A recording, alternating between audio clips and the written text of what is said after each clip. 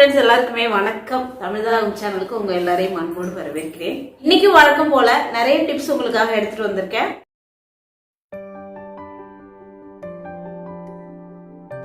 இன்னைக்கு ஒரு சிம்பிளான ஹெல்தி பிரேக்ஃபாஸ்ட் மெனு வந்து நான் உங்க கூட ஷேர் பண்ணிக்கிறேன். இது வந்து ரொம்ப ஒரு ப்ராப்பரான ஒரு டயட் ஃபுட்டு, டயட் பிரேக்ஃபாஸ்ட் அப்படிலாம் எதுவுமே கிடையாது. சும்மா நானாக வந்து வீட்டில் மாவு இருந்தாலும் கூட வாரத்தில் 2 நாளைக்கு மார்னிங் பிரேக்ஃபாஸ்ட் வந்து இப்படி தான் பண்ணுவேன். ஸோ அதை ஜஸ்ட் உங்கள் கூட வந்து ஷேர் பண்ணிக்கிறேன், அவ்வளோதான். ஒரு கடாயில் ஒரு 2லேருந்து 3 டம்ளர் அளவு வந்து தண்ணி வந்து நல்லா கொதிக்க வச்சுட்டு, அதுக்கப்புறமா வந்து உடச்ச கோதுமை ரவை இருக்குல்ல, அதை வந்து வாஷ் பண்ணி ஒரு 1/2 கப்புக்கு மேலே வந்து அதில் சேர்த்துப்பேன். தேவையான அளவு உப்பும் சேர்த்துப்பேன். அதை வந்து நல்லா கலந்து விட்டு நல்லா கொதித்து கொஞ்சம் திக்கான கன்சிஸ்டன்சி வர வரைக்கும் வேக வச்சுருவேன்.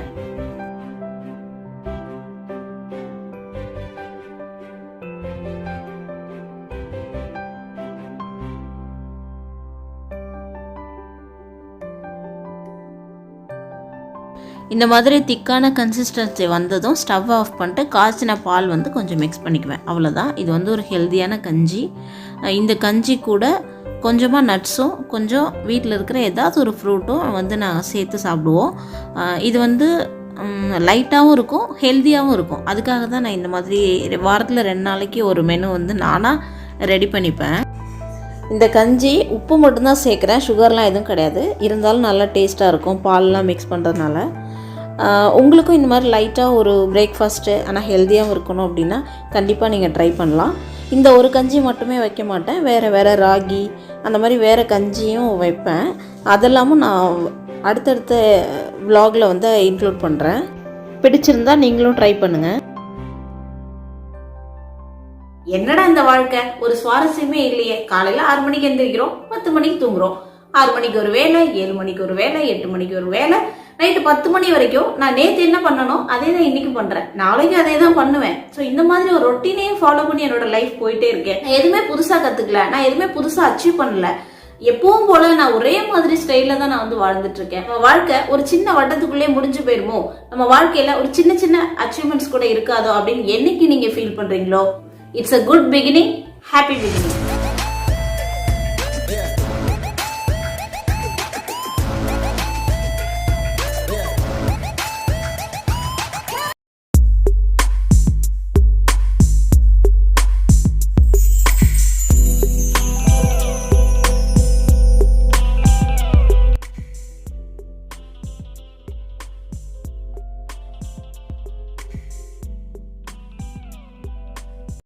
ஒரு அம்மாவா இன்னொரு பேரண்டிங் டிப் இந்த வீடியோவில் நான் ஷேர் பண்ணிக்கிறேன்.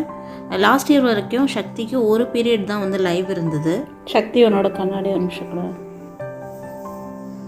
ஆனால் இந்த வருஷம் நிறைய கிளாஸஸ் வந்து வீடியோ மீட்டிங்கில் இன்க்ளூட் பண்ணிட்டாங்க. ஆல்சோ அவளுக்கு வரக்கூடிய நோட்ஸு, அசைன்மெண்ட்ஸு எல்லாமே வந்து வாட்ஸ்அப்பில் தான் வருது. எல்லாமே வந்து வீடியோஸ் பார்க்குற மாதிரி தான் இருக்குது. அது மட்டும் இல்லாமல் அவங்களோட பொழுதுபோக்கு கூட வீடியோ, டிவி அந்த மாதிரி தான் டிபெண்ட் பண்ணியிருக்கிறதுனால ஸோ வந்து ஃபுல் அண்ட் ஃபுல்லாக வந்து டிவி, கம்ப்யூட்டர், மொபைல் அப்படின்னு வந்து இருக்காங்க. அதனால அவளோட கண் சேஃப்டிக்காக ஒரு கண்ணாடி வாங்கலாம் அப்படின்னு வந்து முடிவு பண்ணோம்.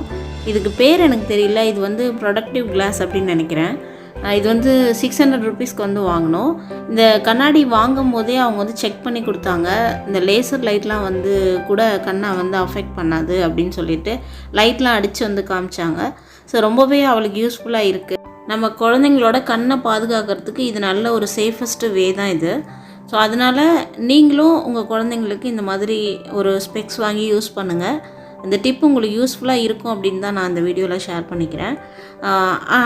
சக்திக்கு வந்து என்ன தான் நான் கண்ணாடி யூஸ் பண்ணாலும் ஆன்லைன் கிளாஸ்க்கு மட்டும்தான் யூஸ் பண்ணுறேன், மற்ற நேரத்தில் யூஸ் பண்ணுறதில்ல. ஏன்னா அதே பழக்கத்துக்கு வந்துடும் அப்படின்றதுனால.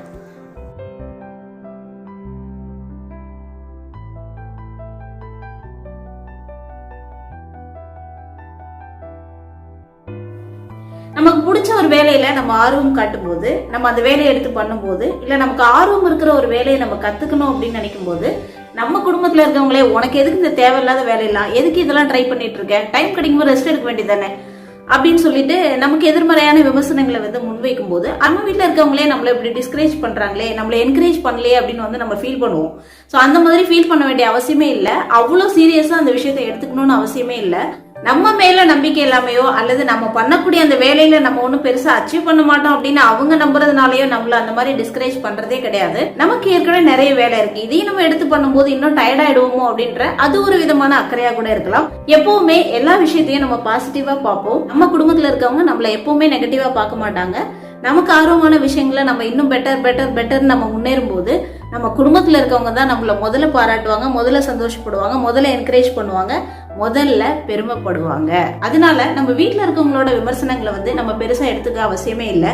ஆனா நம்ம வீட்டுக்கு வெளியில இருக்கிறவங்க நீ அப்படி பண்ணிருக்கலாம், இப்படி பண்ணிருக்கலாம், இன்னும் நல்லா பண்ணிருக்கலாம், இன்னும் பெட்டரா பண்ணிருக்கலாம் அப்படின்னு பலதரப்பட்ட விமர்சனங்களை முன்வைக்கும் போது கூட அந்த மாதிரியான விமர்சனங்களை கூட நம்ம வந்து காதுல எடுத்துக்கலாம். அந்த மாதிரி பலதரப்பட்ட விமர்சனங்கள் தான் நம்ம இன்னும் மேலும் மேலும் நம்ம குறைகளை சரி செஞ்சுக்கிட்டு மேலும் மேலும் முன்னேறதுக்கு ரொம்பவே பயனுள்ளதா இருக்கும்.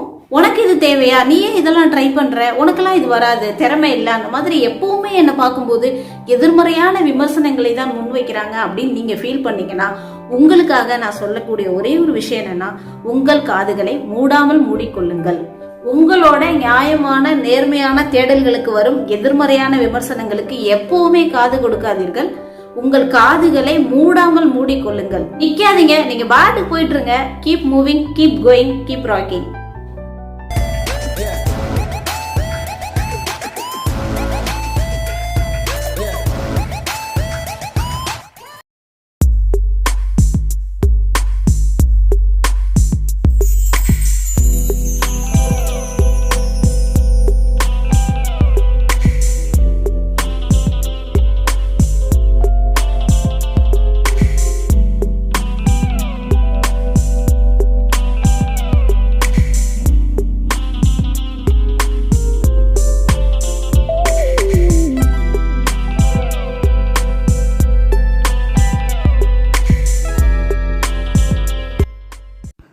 ஒவ்வொரு மாதமும் மளிகை பொருள் வாங்கும்போது பிளாக் சன்னா, ஒயிட் சன்னா, வேர்க்கடலை இதெல்லாம் கண்டிப்பாக நான் வாங்குவேன். ராகி வந்து மாவாக வாங்குவேன். பச்சை பயிர் வந்து முழுசாக வாங்கிட்டு அதை உடச்சி கஞ்சி அந்த மாதிரி பண்ணுவோம். ஒவ்வொரு மாதமும் ஏதாவது ஒரு ஹெல்த்தி டிஷ்ஷோ அல்லது ஹெல்த்தியான ஒரு தானிய வகை ஏதாவது ஒன்று நம்ம புதுசாக நம்ம கிச்சனில் இன்க்ளூட் பண்ணோம் அப்படின்னு வந்து நான் விரும்புவேன். திடீர்னு ஒரே நாளில் நம்ம இப்போ சாப்பிட்டுட்டு இருக்க உணவு முறையெல்லாம் அப்படியே கைவிட்டுட்டு பழைய காலத்து ஆரோக்கியமான உணவு முறைக்கு நம்ம வந்து மாறிடணும் அப்படின்னா அது ரொம்பவே கஷ்டமான ஒரு விஷயம். அதுதான் யதார்த்தமும் கூட. அதனால ஒவ்வொரு மாதமும் ஏதாவது ஒரு புதிய வகை தானியமோ அல்லது நம்ம முன்னோர்கள் சாப்பிட்ட ஏதாவது ஒரு உணவு வகையோ நம்ம வந்து நம்மளோட கிச்சனில் இன்க்ளூட் பண்ணிக்கலாம். இந்த மாதம் வந்து நான் முழு ராகி இன்க்ளூட் பண்ணியிருக்கேன். இது வரைக்கும் நான் ராகி முழுசாக வாங்கி அதை ஊற வச்சு அரைச்சி பயன்படுத்தினது கிடையாது. நான் ராகி மாவை தான் வாங்குவேன். வாங்கிட்டு அதை வந்து தோசை மாவில் கலந்து தான் அடை, தோசை இதெல்லாம் வந்து நான் பண்ணியிருக்கேன். அதே மாதிரி பச்சை பயிரும் ஊற வச்சு தனியாக அரைச்சிட்டு அதை தோசை மாவில் கலந்து தான் நான் வந்து பண்ணியிருக்கேன். தனியாக வந்து பச்சை பயிரும் அரிசியும் கலந்து ஊற வச்சு அதை வந்து மாவு பண்ணி அதில் வந்து அடைலாம் பண்ணதே இல்லை. ஸோ இந்த 2 ஐட்டமும் பச்சை பயிரும் ராகியும் வந்து அரிசியோட கலந்து அரைச்சி டிஃபன் வெரைட்டிஸ் வந்து பண்ணணும் அப்படின்னு வந்து நான் முடிவு பண்ணியிருக்கேன். நிறைய வெரைட்டிஸ் வந்து நம்ம புதுசாக ட்ரை பண்ணலாம் அப்படின்னு யோசிச்சுருக்கேன். ஸோ கண்டிப்பாக நான் ட்ரை பண்ணுற ரெசிபீஸை வீடியோலையும் வந்து நான் ஷேர் பண்ணுறேன்.